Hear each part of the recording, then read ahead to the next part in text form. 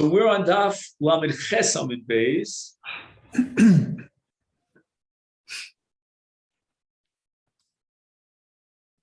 And we're towards the top of the Let's just see how many lines down. We're up to Zikas Nesua Osa. Where is that?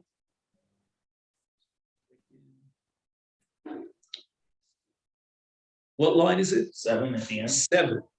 Okay, 1, 2, 3, 4, 5, 6, 7. And we're going to discuss 7.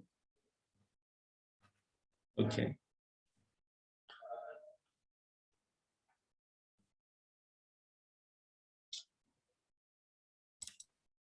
Okay. Now we're talking about Ula, and the Gemara is going to now establish that according to Ula, Zikas Arusa Osa and Suffolk Arusa. So what happened? Ruvain was married to Sarah, let's say, but he wasn't fully married to Sarah.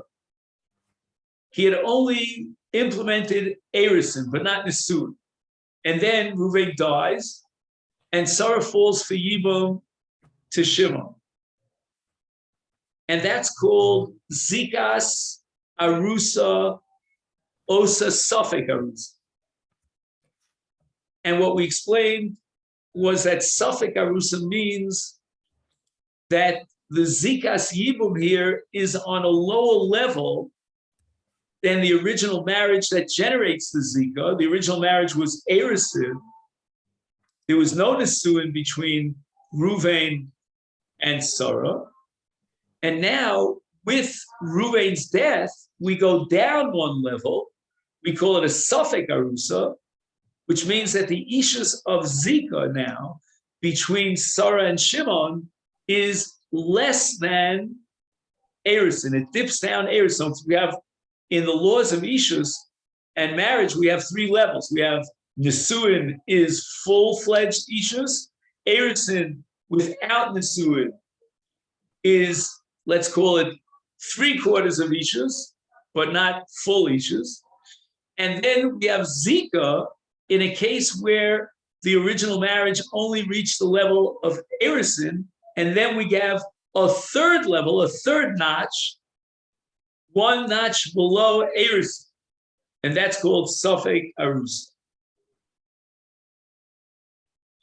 And now we're going to see, how do we prove that according to Ula, in the case of Zikas Arusa, we end up with a Suffolk Arusa. Again, the word Suffolk Arusa means that it's not an Ishus of Erison.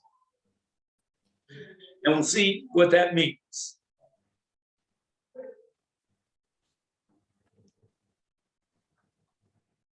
The Isal Kedaitach Vadai Arusa. If you're going to tell me that Zika is exactly identical to the status of the marriage that generated the Zika, right? The marriage between Ruvain, the late Ruvain, and his wife Sarah. So we take that Erison and we superimpose it on Zikas Yibum to Shimon, and Shimon now vis-a-vis Sarah is an Erison relationship. If that would be the case, then in Cain, how do we understand the Resha of our Mishnah, which was the case of the father died after his son-in-law died? So let's go the other way around. So Ruvain dies, and Sarah falls for Yibum to Shimon, and then Sarah's father dies and bequeaths a Yerusha to Sarah. And the Mishnah says, Modin Beit Shammai shemocheres menosenes v'kayam. Right, and that means, again, I'm just reviewing a little bit of the Gemara that we did yesterday. That means that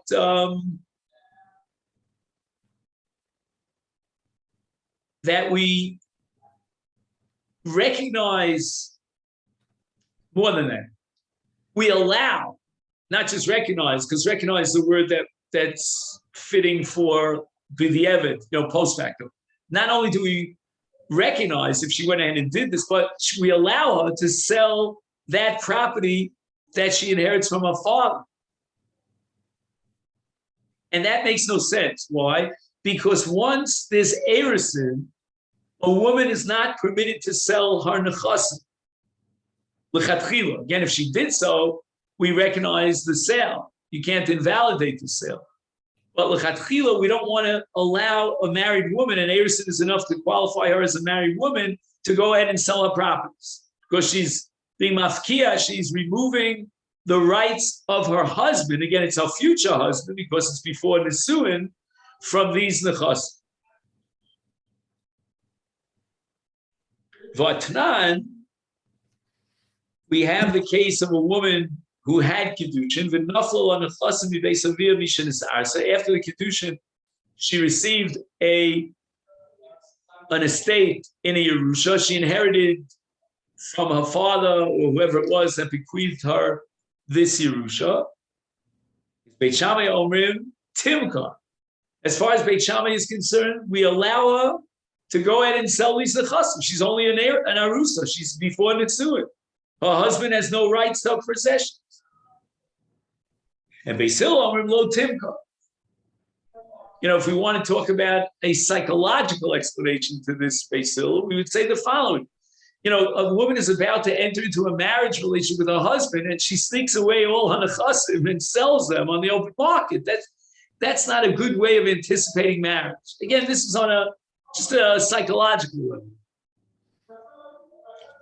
Even Beis Hillel has to agree that her sale is valid if she went ahead and took the initiative and changed the facts on the ground and she sold her possessions. There's no way that her husband, who's not yet her husband, can invalidate the marriage. So therefore, we go back to our Mishnah, and our Mishnah says, Modin Beis Hillel shemocheres v'nosenes, which is a language of lechatchila. How could that be? Unless we assume that zikas erusin is only a suffix arusa. If zikas erusin is a vadai, it means that the zika is an exact duplicate of the marriage from which they gave birth to the zika, that generated the zika. If that's an equation, then how can Beis Hillel say that she's allowed to sell her nechasim? She's undermining her aros, who in this case is the yavam. The answer is that the yavam is not an aros. He does not have the status of an aros. Why? Because when we get down to zika, we dip below the level of the original marriage. The notch is a lower notch. It's below erusin. And then Afkamina is going to be whether she can sell nechasim that she inherits after the zikas yibum was chal.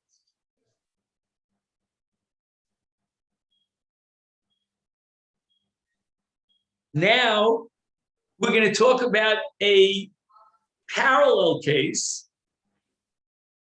meaning just like we discussed and analyzed erusin going down to zika, now we're going to analyze nisuin going down to zika.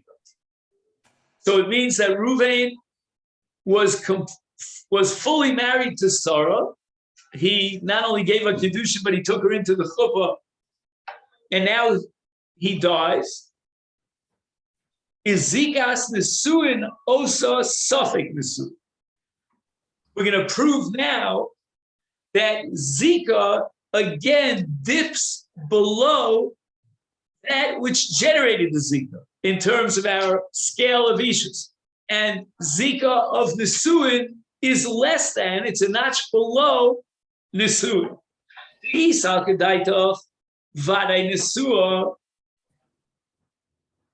If you're going to maintain that in the case of nisuin, the zika is equal to the original nisuin between Ruvain and Sarah, that's impossible. Why?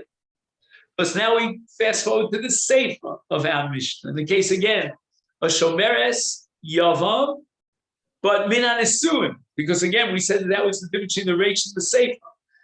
The Reish was a case of Erizin, the Sefer was a case of Nesuin. Is Beit Shammai Omrim, or maybe I switched Reish and Sefer around. If I did, I apologize. Anyway, Beit Shammai Omrim, Yachloku. No, this is the Sefer. I was wrong. Yeah, Yachloku Yorshei Abal im Yorshei Av. Beit Shammai were the ones who recognized the status of the Yavam, albeit as a Safek, and therefore he said Yachloku. But wait a second. If you're telling me that Zikas Nesuin is a Vadai, then why are you recognizing Yorshei Av? The Yorshei Av Beit Shammai should be out of the picture entirely. Why? Because Habal Yorish is Ishto.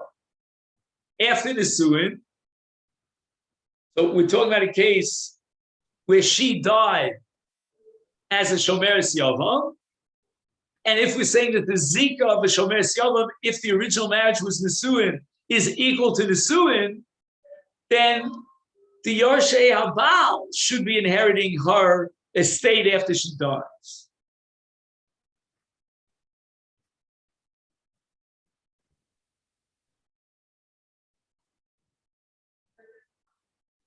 But Tanan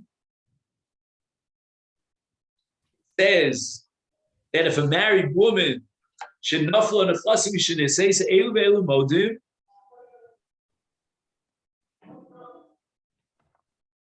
she'im machra v'nosna bal motzi v'dei lekuchos, which means that the Baal can invalidate the sale of his wife.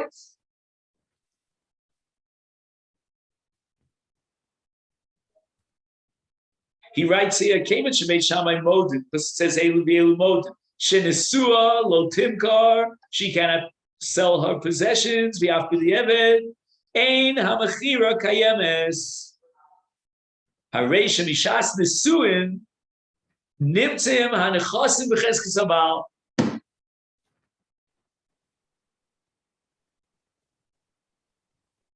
Now, I'm a little bit concerned here that we shouldn't misunderstand the Gemara, because the Gemara is saying that with the Suin, the Nechasim are in the Cheskes Habal. That's not exactly precise.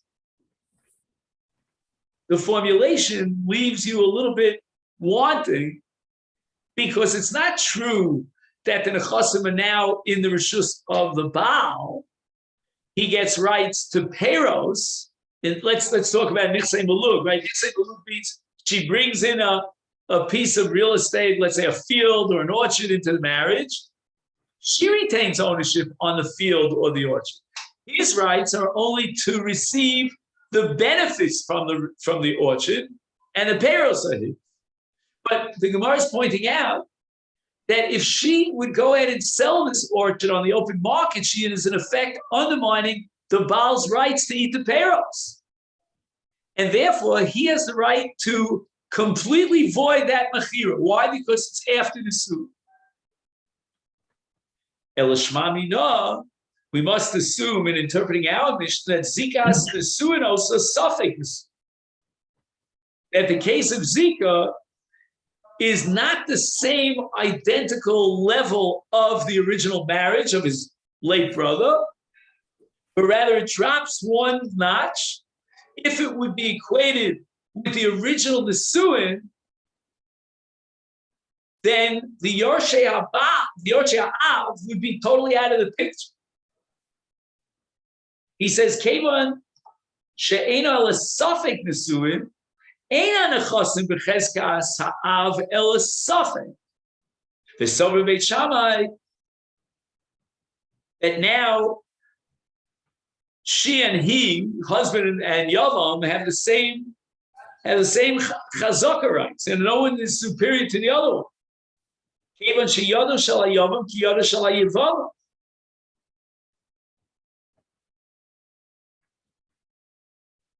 The ein chazaka li'echad me'am yosem me'asheni, l'chein adif sheyachloku yorshei ha'bal and yorshei ha'av.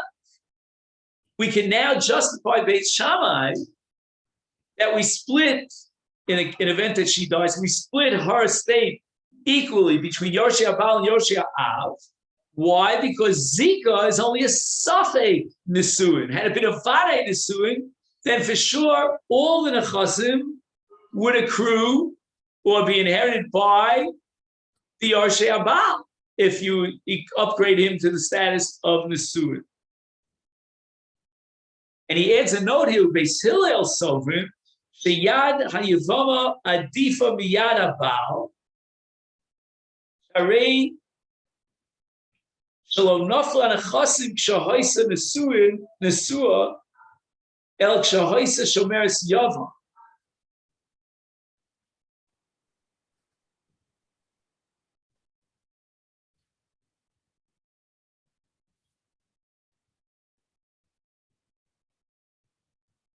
So if I understand correctly, Beis Hillel, in their disagreement with Beit Shammai,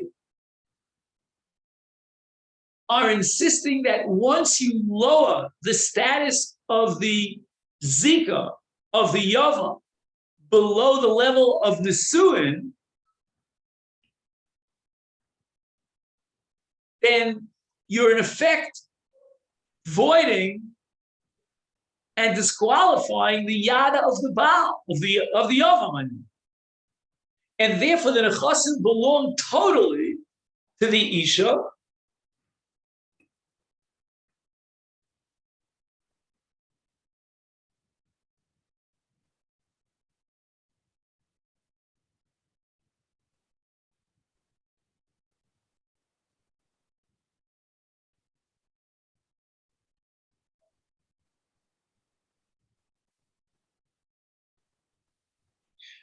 Just 1 second. I'm just trying to work out one little problem here. When did her father die? If he died while she was married to Ruvain, so then Ruvain has the chazaka on those nechas, and his chazaka is not inferior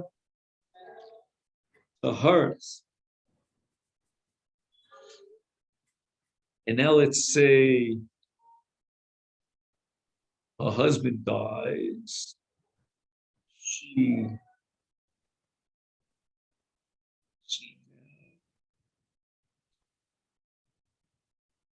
Then the Zika. Yeah, I'm just not sure exactly whether it makes a difference when the father died.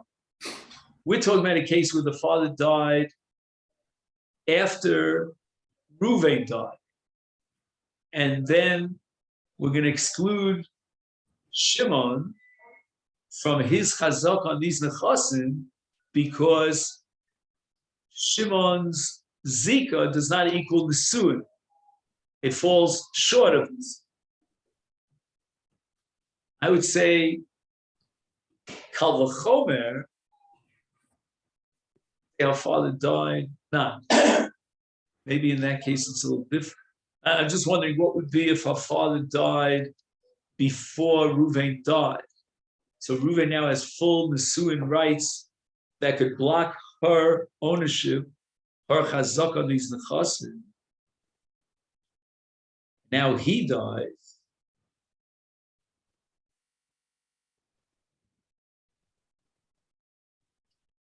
I'm just going to read this one line.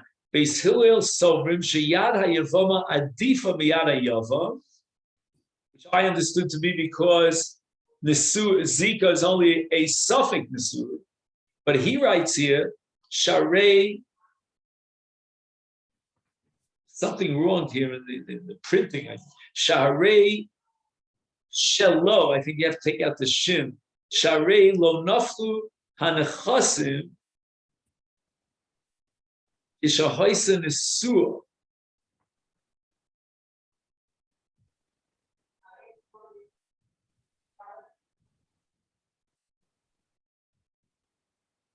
Again, I don't think he's coming lafuke a case where Naflu Nechasim during the lifetime of Reuven. I don't think that's his agenda.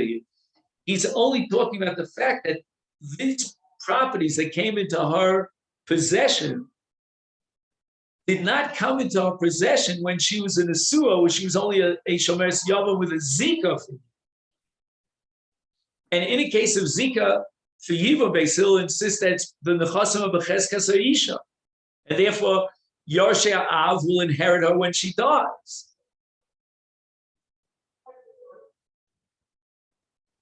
And the opposite is true if she inherited properties when she was in a Suah. Because in that case, her husband has full rights, and he has the main rights. So he can certainly block her sale. But in the case where she was not in the Suah, she inherited property when she was a Shomeres Yavam, and therefore, since the Suin is now, Zika is now a suffix the Suin, he the Yavam has no yad in her nechasim, and she has total chazaka on the nechasim.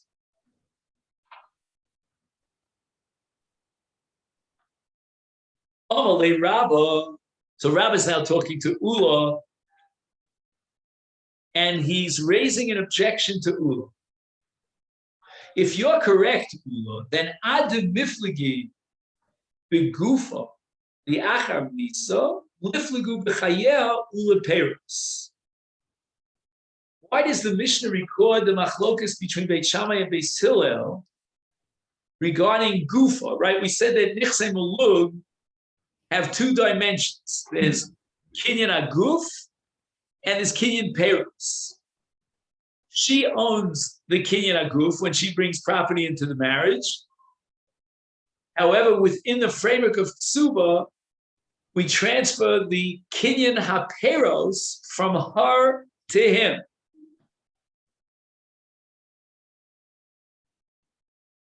Now, the Mishnah is talking about Gufa Shel Karka.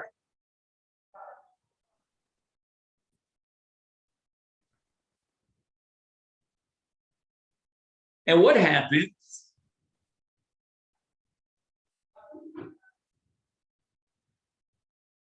She inherits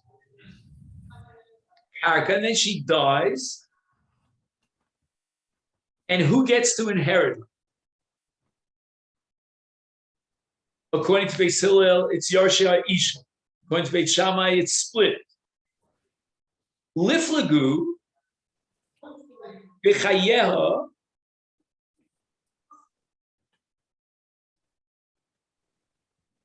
she's still alive.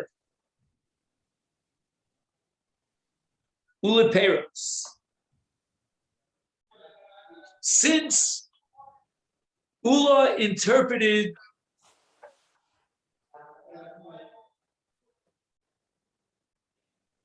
Beis Shammai as upgrading Zika, again, only mitzad self, but upgrading Zika to Nesuin,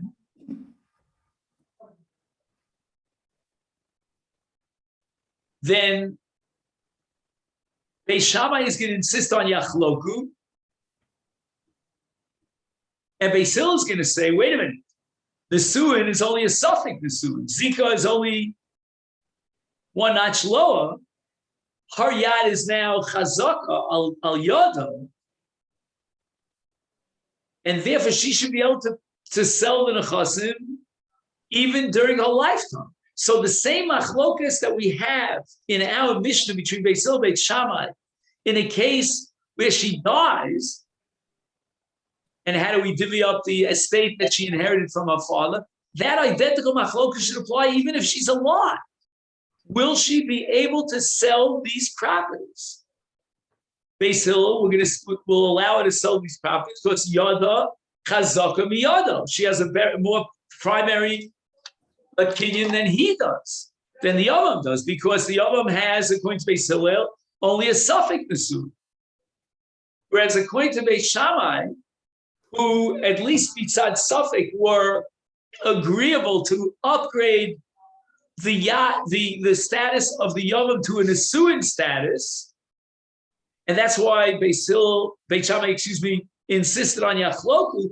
The same Yachloku Beit Shammai should apply when she's alive, vis-a-vis her ability to sell the Nechasim.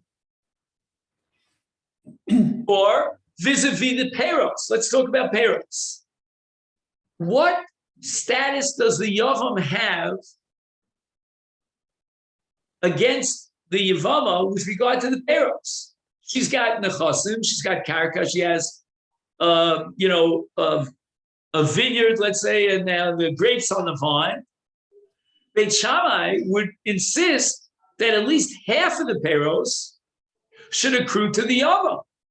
Because Beit Shammai were the ones who recognized the Yavam as Zikas Nesuin.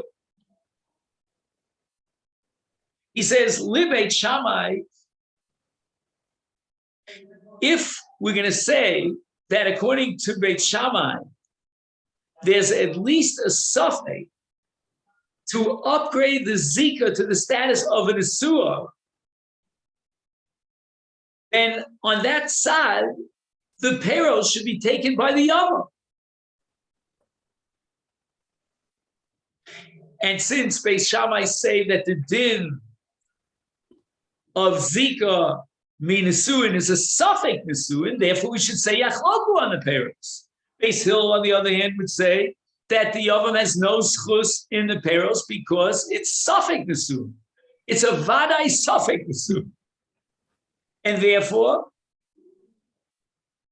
the Yavam has no schus whatsoever. He doesn't even get one last orange. And Yosef Chiddush Lomar sheyesh lo koch beperos b'chayeh k'moha me'asher li'achar misasa.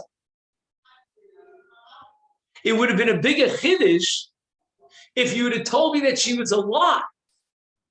And Beis Hillel would say, nevertheless, the Yavam has no rights whatsoever to the Peros, because if you're comparing the Yad of the Baal, the Cheskes HaBaal, to Peros Nichse Ishto, and you want to give some sort of a status to the Baal, that he has a right to the Peros, then talk about the fact that his wife is alive. Why do you tell me that why does the Mishnah tell me that the Yavama died? Tell me a bigger chiddush. Even though the Yavama is alive and the Zika is active, and we're just simply at this point waiting for the Yavam to implement Yibum, and with that we would say that the Yavam has a claim to Peros, because in general, in marriage, while the marriage is still alive and well, the Baal has rights to Peros. After she dies, maybe he might inherit her because Baal Yorish is Ishto, but again, that's already a different level. The real McCoy level of Baal Ochel Peros Nitze Ishto, the Peros go to the Baal while the marriage is alive and well. So tell me that the Yavama is still alive. And the Mishnah does not formulate in the Sefer a machlokes between Beis Hillel and Beit Shammai while she is still alive, only after she dies. And the whole machlokes is about Yerusha, whereas Beis Hillel is willing to what's the word I want to use, to lizakot, how do you say, well, we'll just say it this way, to recognize the Baal's rights, Baal meaning the Yavam's rights to the Yerusha, at least 50%, Beis Hillel rejects them. The Baal, the Yavam has no rights. So what is the upshot of this kasha of Rabbah, this objection of Rabbah to Ula? Im Kain, I'm reading the commentary, Muchach, Shetaimom Shel Beit Shammai,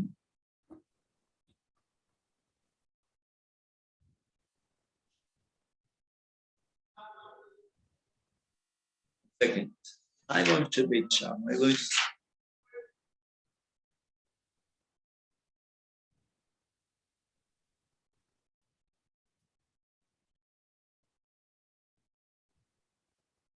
So again, Beit Shammai,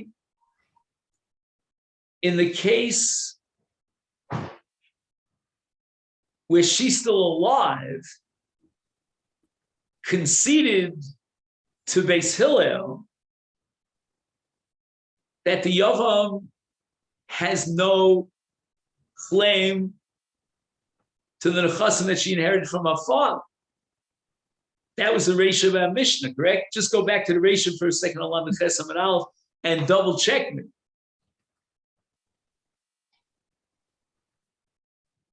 So why is it that when she's alive, even Beit Shammai agree that she, the Yevama, has total rights over the Nechasim that she inherited, and she can sell them. You can sell them l'chatchila.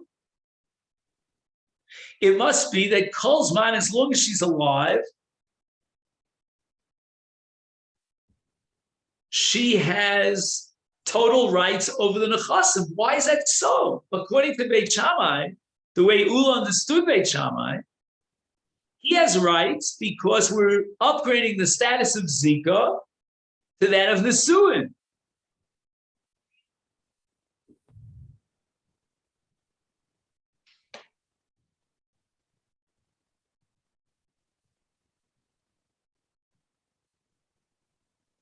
Just 1 second. So again, according to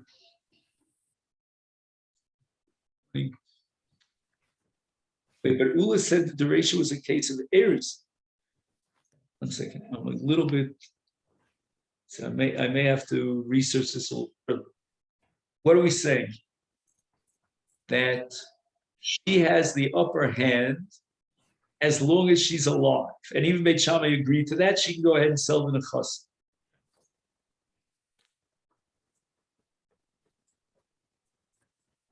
So now we're worrying about payrolls. And why didn't the Mishnah formulate the Machlok Shin Beisil Beit Shammai about payrolls? And that would be B'chayeha, she's still alive.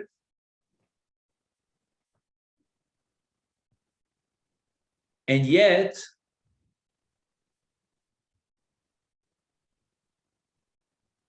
Beit Shammai would say that the Yavam eats 50% of the payrolls. And why is that? Because Beit Shammai are of the opinion that at least 1/2 of the suffix would say that Zikas Nesuin is Nesuin, which means that he has the upper hand over payrolls. And as we said before, that would have been a bigger chiddush in Beis Hillel to tell me that I still insist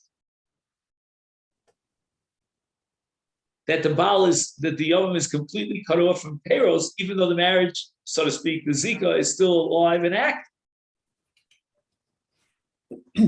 So now we have to answer the question, why did the Mishnah insist in the Seifa of talking about a case where the Yevama died?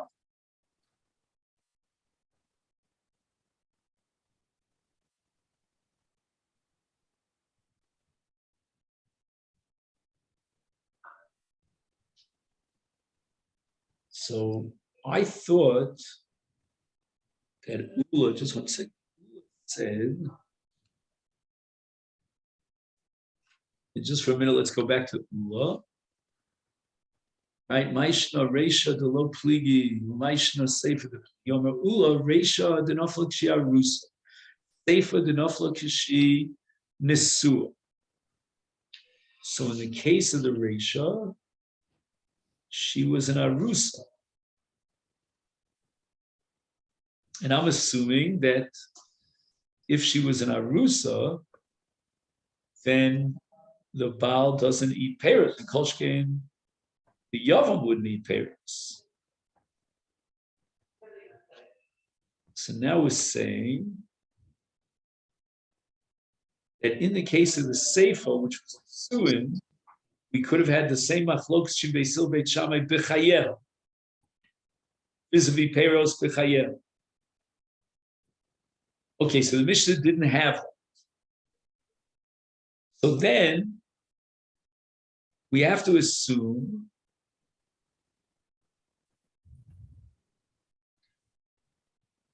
that, see, this is the line I don't understand. Muchach shetaimam shel beit Shammai shel hodu b'reish and achasim b'chesed ma'asheches paspa overis k'shi kayemes. So the reason why in the Sefer they didn't mention the case where she's still alive, and that would have been a bigger chiddush. And we're talking about Ula's pshat at the Sefer is a case of Nesuin. So in the light of Ula, that the Sefer is talking about a case of Nesuin, it should have been a bigger chiddush that they're arguing about parents b'chayel. Now, from the fact that the Mishnah did not in the Sefer, where Beit Shammai disagree with Beis Hillel, and they award the Yavam half of her Yerusha, they didn't mention that the Yavam would be awarded half of the Peiros, even though she's still alive.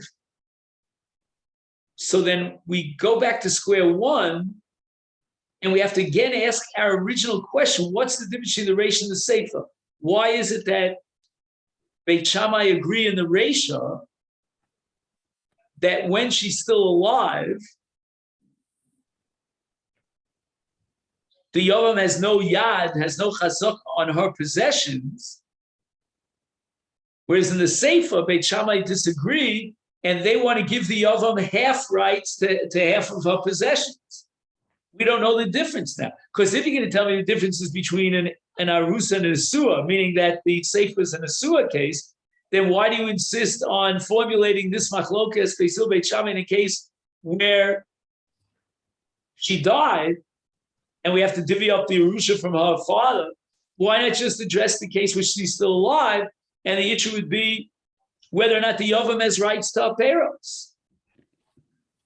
And in the light of Beit Shammai in Zikas Nesuin upgrading the rights of the Yavam, such that now he has a Yad in Hanachasid, then in the Sefer, Beit Shammai should have disagreed in a case of Peros, that even if she's alive, the Yavam should still have rights to negate her taking away the Peros and selling the karka.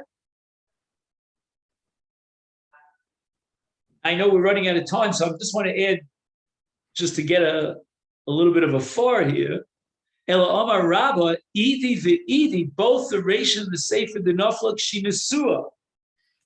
So now Rabba is rejecting Ula, and again going back to the scoreboard in explaining the difference between the Reisha and the Sefer, why Beit Shammai agree in the Reisha that the Yavam is out of the picture, and they only disagree in the Sefer. And the answer is that we're talking about an Asua. We're assuming that Zikas Nesua, Osa Safek Nesua,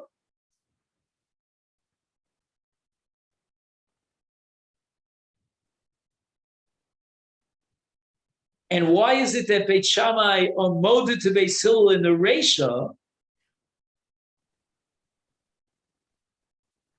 that the Nechasim are in the possession, of the Isha, of the Yevama, the Ihi Kaima, she's alive.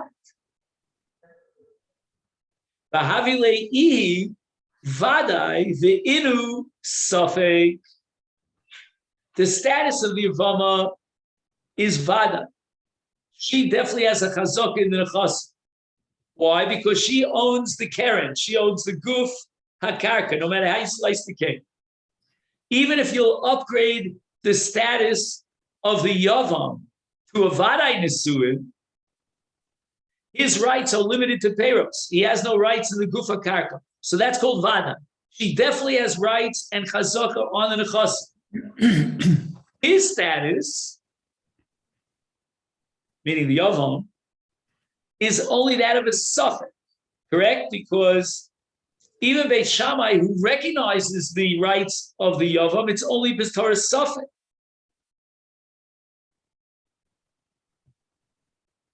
That means that after the death of the Yavama, Beit Shammai would argue that at least B'Torah Suffolk, the Yavam has rights to inherit the Yavama. He's like a Nesua situation because we have that Suffolk.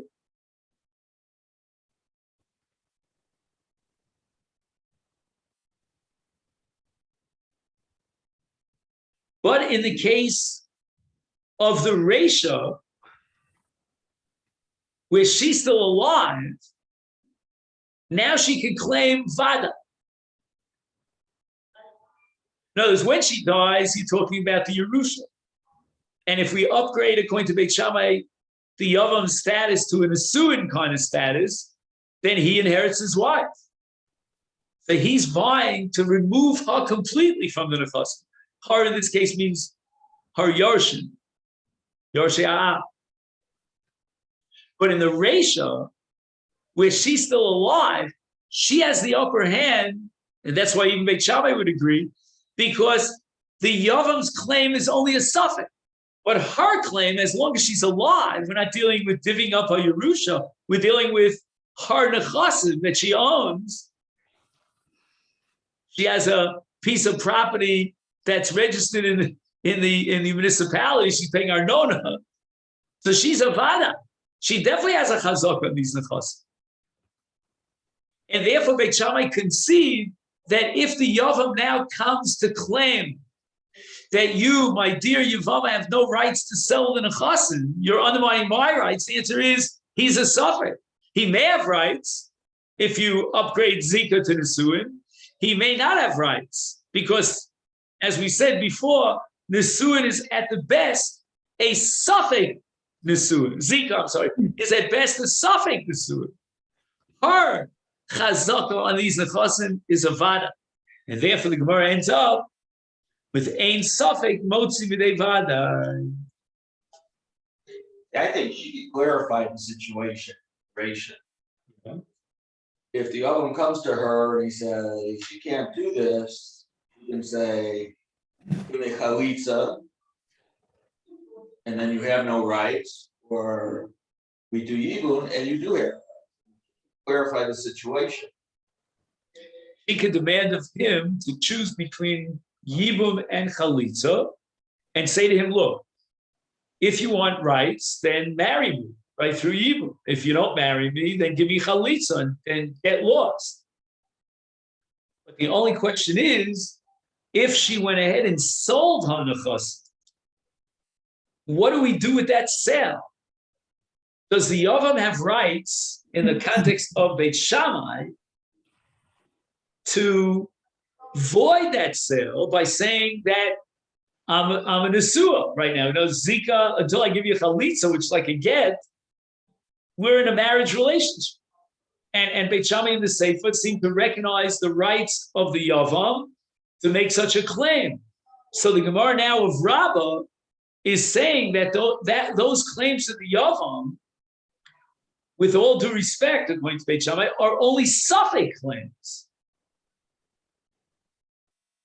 The only problem is that suffix is just as good as her suffix, because we're talking about after she dies.